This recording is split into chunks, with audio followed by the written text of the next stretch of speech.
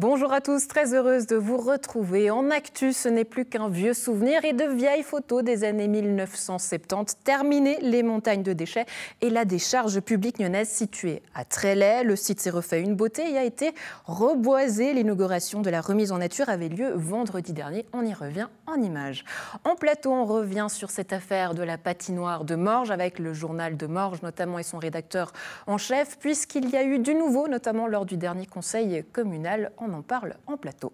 Enfin, pour la culture, tout d'abord, retour sur l'événement du week-end. C'était le festival El-Paf pour sa première édition qui avait lieu notamment ce week-end du côté de Bois-Bougie. Malheureusement, pour les organisateurs, c'est un gros coup dur. La manifestation n'a pas su rencontrer son public. À Nyon, Alexandre nous emmène au temps des Romains pour une visite de l'amphithéâtre. C'est une bonne nouvelle. Le conseil communal a accepté d'octroyer un crédit d'1,7 million pour le projet de revalorisation du site archéologique qui espérait ainsi rendre cet espace public d'ici 2027. Enfin, en sport, sur le plateau, nous recevrons également le Nyon Rugby Club pour fêter leur anniversaire, un 50e anniversaire. Rendez-vous ce samedi 17 septembre à Nyon. Sur le banc, évidemment, Patrice Philippe, directeur sportif du club, et également Michel Courtois, ex-président du Nyon Rugby Club. À leur côté, Cédric Jotran, rédacteur en chef du journal La Côte. Bonjour messieurs, bienvenue pour cette quotidienne du 13 septembre. En actu, l'ancienne décharge publique de Mollard Paraillet, exploitée par la ville de Nyon de 1965 à 2001, n'est plus qu'un mauvais souvenir. Les travaux d'assainissement et de renaturation sont terminés. Le site a été inauguré vendredi dernier en présence du conseiller d'État vaudois Vasilis Venizelos, un sujet signé Florian Cavalieri. Nous sommes ici sur le site de Mollard Paraillet qui se trouve sur la commune de Trélay, mais site sur lequel de 1964 à 2002, la ville de Nyon a entreposé des déchets. Cet endroit était une décharge. Aujourd'hui, ce qui était important majoritairement, c'était de protéger les ressources en eau de la région. Nous avons mis en place un mur souterrain sur une longueur de 520 mètres à une profondeur maximum parfois allant jusqu'à 18 mètres pour protéger le captage d'arpais. Le site a été totalement remodelé, mais effectivement il y a des choix à faire. L'excavation complète, c'était 60 millions.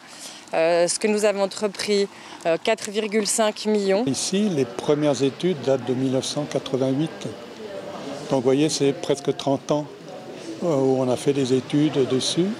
On a environ 60 sondages, donc forés pour pouvoir voir ce qui se passe en profondeur.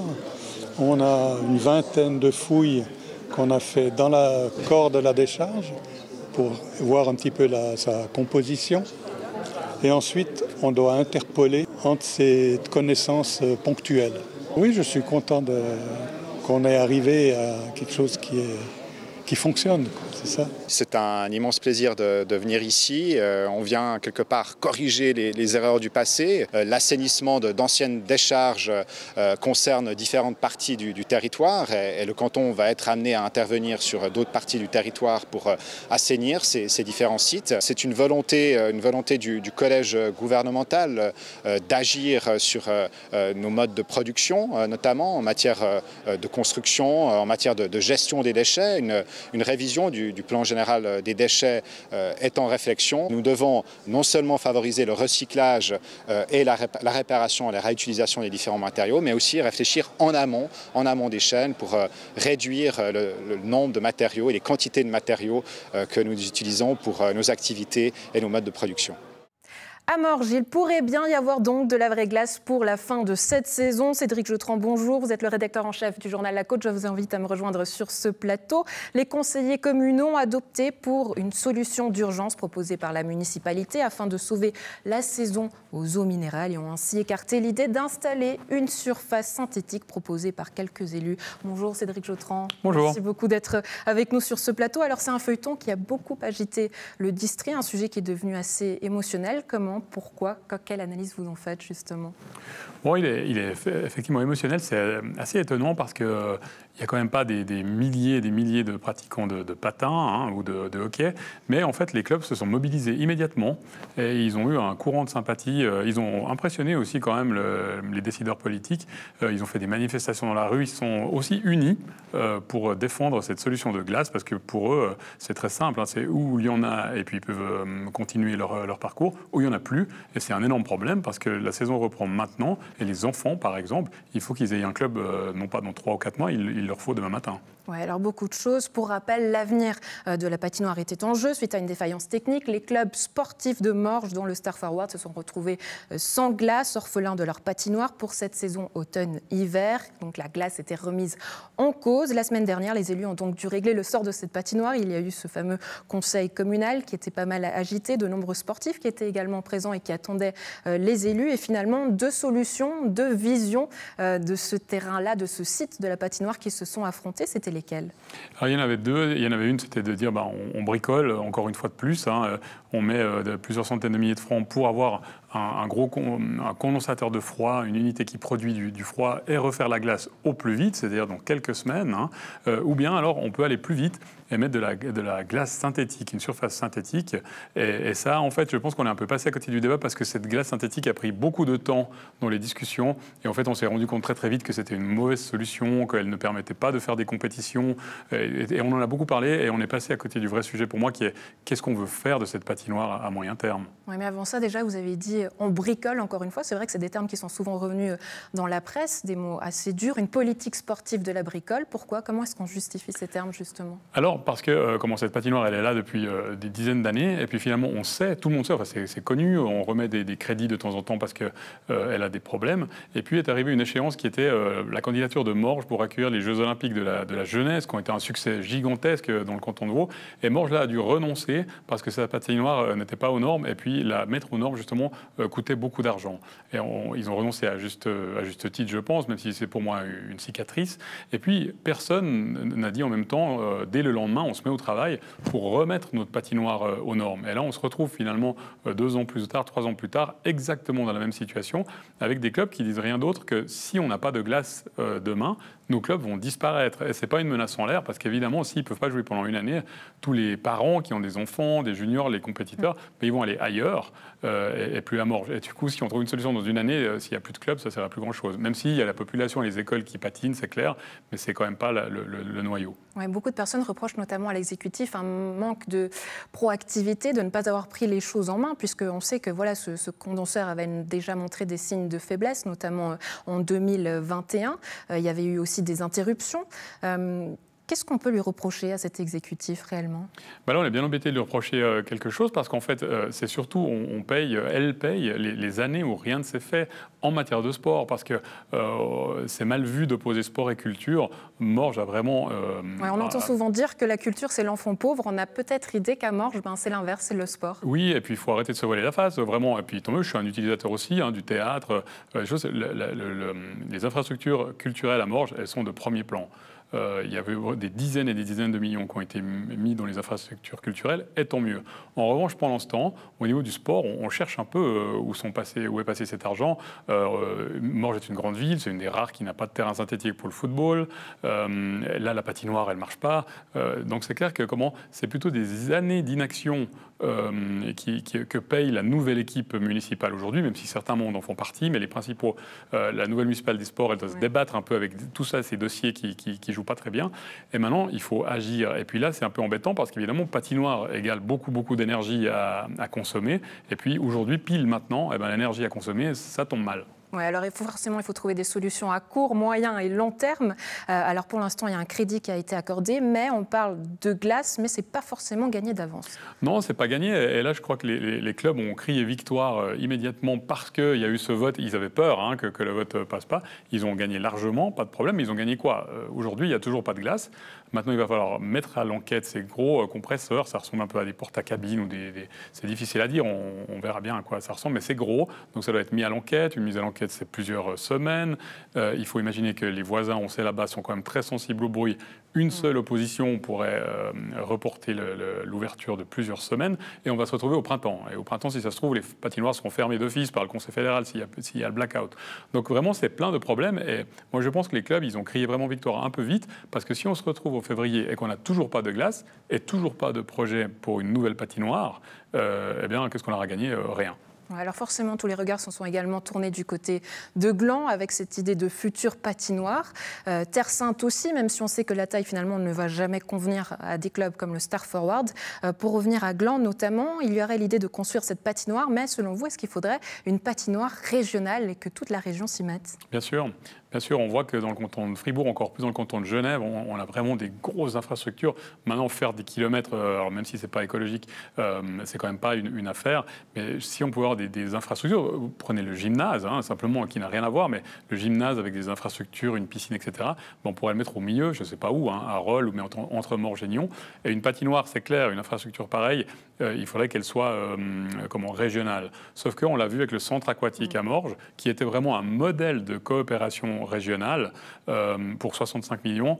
Il a été déglingué vraiment très facilement en référendum parce qu'évidemment, il faut qu'il y ait un porteur de projet. Et le porteur de projet, ça doit être une ville. Donc, c'est une équation qui est difficile à résoudre. Et puis, les Verts doivent quand même à un moment donné avoir le courage d'une chose, c'est de dire oui, OK, on peut rafistoler, on peut mettre... Parce qu'une patinoire, vous faites comme vous voulez. Vous pouvez trouver des solutions pour récupérer l'énergie dépensée pour la mettre dans une piscine ou autre chose. Mais au départ, vous devez consommer de l'énergie qui va coûter de plus en plus cher. Ouais, vous nous parlez justement de ces visions qui peuvent aujourd'hui s'affronter, la culture ou le sport, mais c'est aussi aujourd'hui l'écologie. Est-ce que faire une patinoire, c'est encore écologique et est-ce que c'est encore raisonnable? Justement, c'est les questions qui se posent. Alors évidemment que non, mais c'est pas mon avis, c'est un fait objectif. Maintenant, la grande question, c'est quelle place on donne à cette politique sportive et à une patinoire. Et ils sont marrants, les villes, parce qu'elles veulent avoir des infrastructures sportives ou des infrastructures qui consomment de l'énergie, puis elles créent des services de développement durable. Mais vous ne pouvez pas faire du développement durable si vous avez une patinoire. Donc ça veut dire que, au global, ça veut dire que là, les Verts, ou bien la gauche qui a soutenu les Verts, doivent se poser la question, est-ce qu'une patinoire a sa place chez nous? Réponse non, on la rase. Réponse oui, alors il faut quelque chose de moderne, comme on l'a vu à Malais, à Lausanne, où vraiment là, on a quelque chose au top de l'année 2022. Cédric Jotran, rédacteur en chef pour le journal de Morges. Un plaisir de vous avoir eu avec nous. À très bientôt et très belle journée à vous. Et peut-être à bientôt pour de nouvelles nouvelles. Ça marche, à bientôt, merci. Et en images, retour sur le festival LPAF qui avait lieu pour sa première édition ce week-end du côté de Bois-Bougie. Un crève-cœur pour les organisateurs puisque la manifestation n'a malheureusement pas su trouver son public. NRTV y était samedi soir. Première édition pour LPAF, créée par les potes au festif, et on est samedi soir sur le domaine de Bois-Bougie. Je vous emmène pour cette première édition.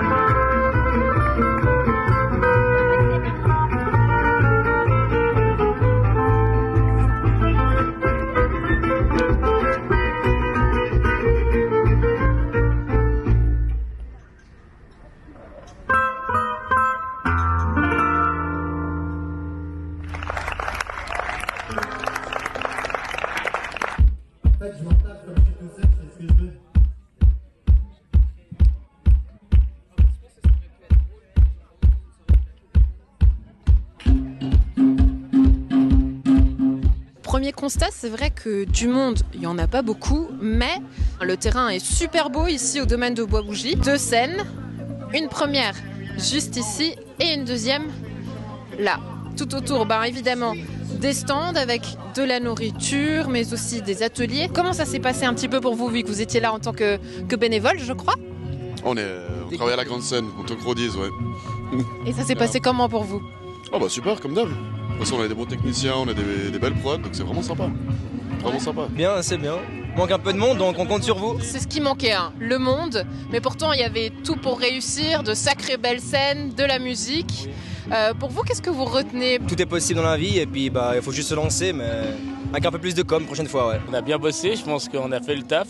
Maintenant, on va voir ce que ça va donner au final, quoi. Sur le terrain, on peut retrouver plusieurs artistes juste là-bas derrière qui s'éloignent. Ben Le Chaput qui a échangé quelques mots avec les enfants. On va essayer d'aller à sa rencontre. Bonsoir, le concert vient de se terminer, comment ça s'est passé pour vous? Je prends ce qu'il y a à prendre, j'adore faire mon spectacle, je m'amuse énormément à le faire. Je suis arrivé à 15h30, donc j'ai fait un petit tour, il y a un atelier de sérigraphie notamment que j'ai bien observé et j'ai été super bien accueilli en tout cas. Surtout ce que j'ai vu en fait ici, c'est que moi, mon match, c'est de ramasser les déchets et de faire de la musique avec des déchets, tu vois. Et je suis arrivé à Agnon, on est juste sorti de l'autoroute à Agnon et je me dis, mais est-ce que les gens vont comprendre mon spectacle? Il n'y a pas de déchets à Agnon, au fait, c'est ça? Il n'y a pas de déchets à Agnon, quoi. Et je me suis dit, en fait, j'ai eu ce doute-là, évidemment. Je sais bien que les gens comprennent le spectacle. Mais ça m'a fait rire. Ça va, Agnon? Vous êtes chaud ou quoi?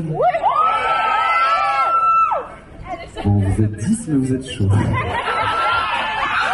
On est en famille, comme ça.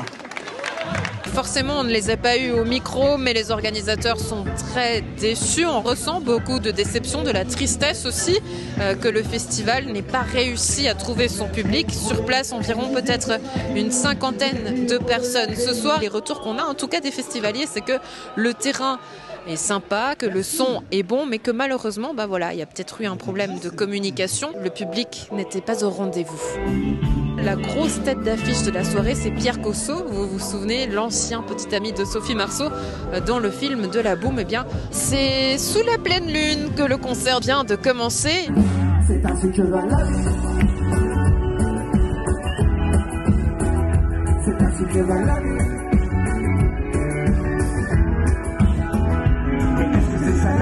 Pierre Cosso, bonsoir. Bonsoir, ça va? Ça va et vous?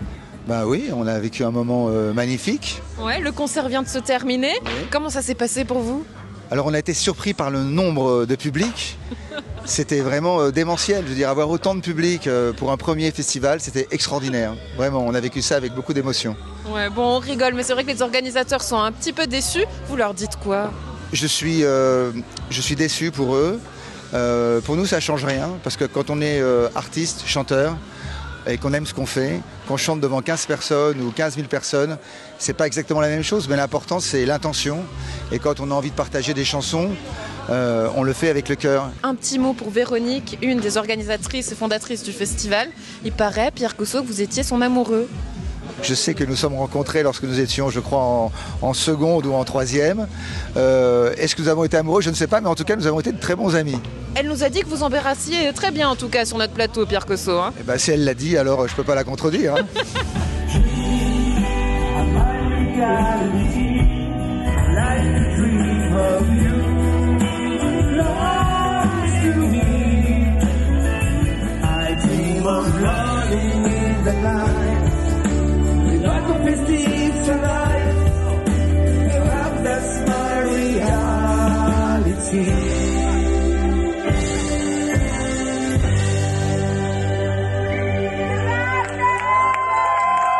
Ça va peut-être marcher cette chanson.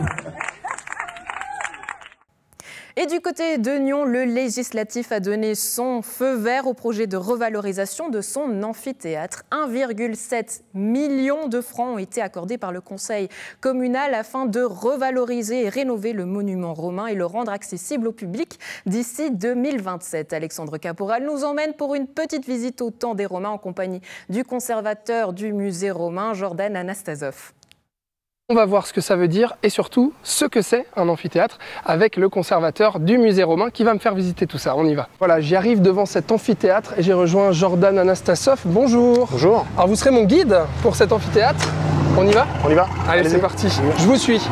On vient de pénétrer dans l'amphithéâtre de Nyon. Ouais. Qui est un des monuments des plus représentatifs de la Nyon romaine. Oui.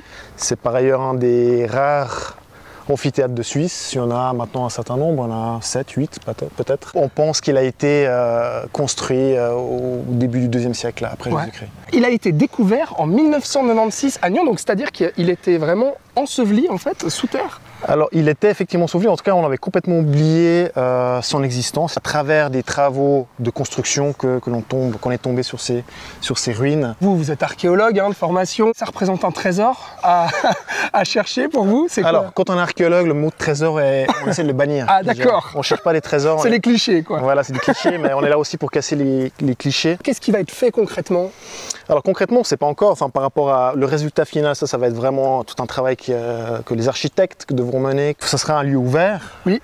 Le musée romain. Pour mettre en avant finalement ces vestiges romains qui appartiennent tant à Nyon, quoi. Pour que les gens puissent vivre aussi le quotidien au milieu de ces vestiges. Il faut les mettre en valeur, il faut débâcher, comme vous voyez ici, on a ces bâches, ces constructions qui les ont de protection. Donc ça c'est pour le protéger effectivement. Protéger, ça fait plus de 20 ans que c'est comme ça. Alors là on est en train de marcher sur les niveaux archéologiques, je l'ai déjà mentionné ailleurs, ce qui veut dire qu'en fait effectivement dans l'arène, avant d'aller sous les bâches, on a à peu près 2/3 de la surface qui reste à fouiller. Qu'est-ce qu'on pourrait y trouver ? Alors, on est dans les niveaux de marche, d'utilisation de l'arène. C'est là que les gladiateurs, on parlait des gladiateurs, que les animaux, que les gens aussi marchaient, y compris à l'abandon du site. Un bout de glaive, un bout de casque. Alors, je vais être moins... ce ne sera pas tant les objets que peut-être des informations sur qu'est-ce qu'il y avait avant et comment est-ce que le site a été abandonné. On peut passer dessous ? On peut passer dessous. Ok, alors allez-y, je vous suis. Alors là, on passe sous ces bâches et voilà à quoi ça ressemble sous les bâches de protection. Ce sont les murs de l'arène. Donc c'est ce qui reste, des gros blocs en calcaire. Ce que l'on voit aujourd'hui, c'est que ce n'est que le squelette en fait d'origine de cet amphithéâtre. Pour pouvoir faire parler ce lieu, comprendre ce qui s'est passé, on doit commencer par étudier les blocs. Il y avait quoi dans cet amphithéâtre avant ? Alors cet amphithéâtre, il y a, comme tous les amphithéâtres, il faut imaginer donc c'est un monument lié au jeu, un espace central qui est l'arène, à proprement parler, où se passaient les activités de jeu, les combats de gladiateurs, les chasses d'animaux exotiques ou pas. Et puis il y avait les gradins sur lesquels était installé le public. On constate des aménagements particuliers, il y a eu des effondrements, des réparations, on peut voir un peu plus loin d'ailleurs. Ah oui, donc vous avez constaté que ça a été c'est un monument rénové, quand même. qui a vécu, c'est tout ça qu'il faudra essayer de montrer aussi, enfin reconstituer et montrer. Ici on regarde, on voit que le rythme en fait, de la maçonnerie est cassé par la présence de tuiles, qui clairement montre qu'on a réaménagé cet espace-là. On a dû construire un drainage, canaliser l'eau. Si vous voyez, si on regarde bien, ici on voit un sorte de canal, de conduite qui a été aménagé pour drainer l'eau. Ces grands blocs en calcaire, je vous ai parlé qu'il y avait des bases, qu'il y avait des orthostates, enfin des grands blocs d'élévation. Et là, on voit que ces éléments-là, du parement du mur, ont été récupérés, réutilisés pour aménager cet espace-là. Quand on va parler de l'amphithéâtre de Nyon, il faudra parler des amphithéâtres ou de son histoire sur plusieurs siècles. Est-ce que c'est ça qui le rend excitant à explorer ? Alors ça de toute façon, et puis je pense que c'est l'enjeu aujourd'hui de la valorisation. Je pense que c'est un point fondamental à ne pas oublier lorsqu'on parlera de cet amphithéâtre. Qu'est-ce qui le rend si spécial à vos yeux, cet amphithéâtre ? On est en présence d'un monument exceptionnel qui faisait partie du programme d'urbanisme mis en place par les colons romains lorsqu'ils sont venus ici. Et donc clairement, il y avait l'idée de construire un monument tout à fait caractéristique des villes, des colonies romaines. J'aimerais savoir qu'est-ce que c'est cet espace-là, parce qu'on dirait presque une salle.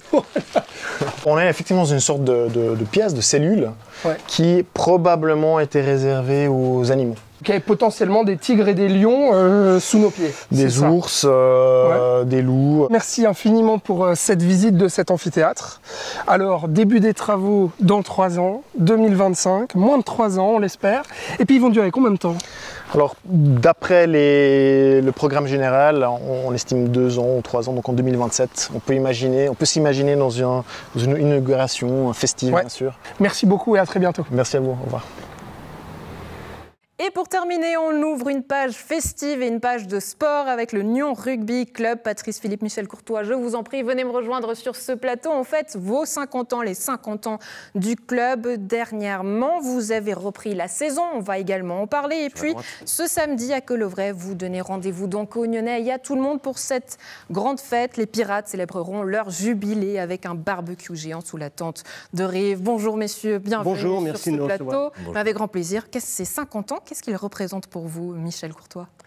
Ça représente beaucoup d'histoires, beaucoup de souvenirs et beaucoup d'émotions aussi, parce que durant toutes ces années, on a eu des victoires, on a eu des défaites, le club n'a pas toujours été au top non plus, et arriver à 50 ans, c'est déjà inimaginable. Quand on a fondé le club, on ne s'imaginait pas que nous irions si loin. Ouais, alors quand même, le Nyon Rugby Club, c'est quand même 6 titres de champion de Suisse en LNA, 5 coupes de Suisse, plusieurs équipes, plusieurs membres actifs, une 90. Patrice Philippe, justement, qu'est-ce que ça représente pour vous, ces 50 ans du club?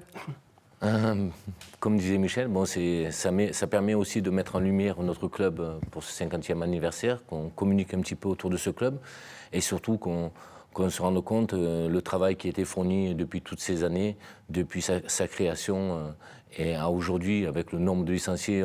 Les titres, c'est sûr que c'est bon, on les met sur une étagère, on est fiers, mais après il y a aussi tout ce travail de fond qui a été mis en place, notamment dans le développement au niveau des jeunes, où là maintenant on peut être très très fiers des résultats qui sont en place. Et ces 50 ans aussi, c'est les 50 ans d'un club et aussi les 50 ans des jeunes. Donc il y a des anciens, puis il y a aussi beaucoup de jeunes derrière. Ouais, alors c'est un club qui a été fondé en 1972, mais qui a une réelle âme, une réelle identité. Qu'est-ce qui fait sa marque de fabrique? C'est l'amitié. C'est l'amitié, c'est l'esprit famille, c'est l'esprit rugby. Tout le monde sait que le rugby est un sport de contact, quelquefois un petit peu violent, quelquefois on est un petit peu énervé sur le terrain, puis on s'envoie une ou deux petites baffes. Mais après, on boit une bière ensemble. Donc voilà, c'est surtout l'amitié. Et c'est un état d'esprit avec des valeurs, avec de la loyauté, du respect, de l'engagement. Alors on voit justement derrière vous quelques images aussi des premières équipes. Et puis j'aimerais qu'on montre une première, celle des 3 premiers fondateurs qui ont quelque part mis sur pied ce club. Au départ, ce n'était pas gagné d'avance d'avoir un club de rugby dans la région. Ce n'était pas forcément facile de convaincre tout le monde de se lancer dans l'aventure. Quels sont les retours que vous avez peut-être eus, Patrice? Mais le retour, c'est que ça a mis du temps, mais le plus important, c'est qu'il y avait 3 personnes qui avaient un seul objectif, c'est amener du monde autour de ce ballon ovale et de créer ce club et de le faire grandir progressivement. Et chose qu'ils ont réussi à faire, ils ont réussi à s'entourer aussi de personnes qui avaient envie d'avancer avec eux. Ça s'est fait progressivement et puis après, d'autres personnes sont rentrées dans le club et puis on a continué à suivre cette lignée des anciens, cette direction et qu'on continue à suivre aussi parce que c'est ces 3 anciens-là qui sont occupés aussi de ce cinquantenaire. Donc on avait vraiment besoin d'eux et puis on aura encore besoin d'eux. 50 ans. Michel, forcément, on vous regarde, mais c'est vrai qu'au départ, il a peut-être fallu aussi lutter contre certains stéréotypes. Le rugby n'avait pas forcément bonne presse, si on peut le dire comme ça. Oui, bagarreur, bon buveur, effectivement. Ça traîne encore un petit peu dans les mémoires, hein, tout ça. Mais on a toujours fait en sorte qu'à Nyon, le rugby club soit un exemple pour les jeunes. Et très très vite, on a eu la chance d'avoir des responsables d'école de rugby qui étaient là. Je citerai Robert Benoît, entre autres, qui a insufflé, qui nous parlait sans arrêt de formation. Si vous voulez perdurer, vous devez avoir des jeunes, vous devez les former. Et ces jeunes, on les a justement formés avec les valeurs que j'ai évoquées tout à l'heure. Oui, ça s'est vu, hein, puisqu'il y a déjà eu une montée en LNA dès la première saison. Donc quelque part, le pari était réussi. Patrice Philippe, c'est quoi vos plus belles anecdotes de ce club? Est-ce que vous en avez? Je ne peux pas les raconter en remontant. Bon, je me rappelle du premier titre suite à mon arrivée en 2004, le premier titre en 2005, où il y a eu un doublé, coupe et championnat, où vraiment ce titre a été construit sur l'amitié, sur un groupe de copains, un groupe de frères. On était vraiment un groupe exceptionnel et qui a duré pendant 3 années, puisqu'on a pu enchaîner après en 2008 un autre titre. Et puis le club a aussi grandi, et puis les mentalités changent aussi, les mentalités des jeunes aussi. Et puis il a fallu qu'on s'adapte. Et au niveau des anecdotes, c'était donc par exemple des 3e mi-temps, fêter un titre sur le débarcadère à Nyon, donc avec toutes les terrasses des restaurants voisinants sur le débarcadère et faire la fête, donc fêter notre titre à 5h du matin sur ce débarcadère et puis en voyant arriver la police et venir me voir, me dire vous êtes responsable, oui, et qu'est-ce que vous faites là? Ben, je les ai invités à boire l'apéritif et puis ils ont dit mais c'est pas possible, vous pouvez pas rester ici. Puis en discutant avec eux, ils savaient très bien qu'on fêtait un titre et puis ils nous ont permis de pouvoir utiliser ce débarcadère comme after de soirée. Ça m'étonne pas, des grands gaillards quand même, ça fait peur. Et ça s'est très très bien passé, ils nous ont fait confiance. Et puis à la fin, enfin, au lever du jour, ou quand les restaurateurs avaient besoin de leur terrasse, on a tout remis en place et tout le monde est rentré chez eux. Donc c'était une belle anecdote. Et puis après, j'en ai d'autres que je ne pourrais pas raconter, qui sont passés dans le journal.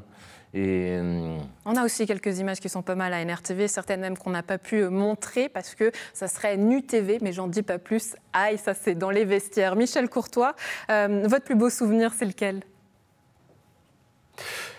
Je dirais c'est le premier titre qu'on n'oublie jamais.